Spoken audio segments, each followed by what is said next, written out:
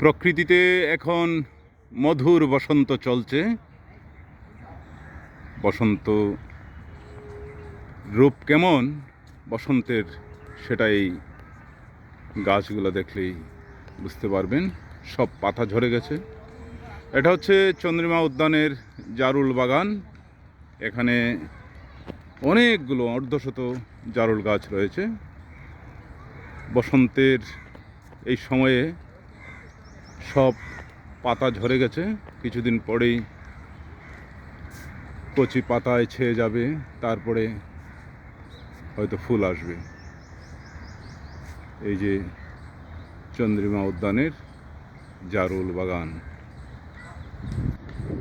জারুল গাছের সব পাতা ঝরে গেছে। বাংলার ষড়ঋতু আসলেই অসাধারণ। এক একটা ঋতুকে এক একভাবে আপনি উপভোগ করতে পারবেন। যেমন এখন এই বসন্তের সময় এসে দেখবেন যে যেখানে শিমুল গাছ আছে, শিমুল ফুল ফুটে আছে, পলাশ ফুল ফুটে আছে। আর এই যে জারুল গাছগুলার সব পাতা ঝরে আর কিছুদিন পরেই নতুন পাতা গজাবে, কচি পাতায় ভরে যাবে এই চন্দ্রিমা উদ্যান। ধন্যবাদ সবাইকে।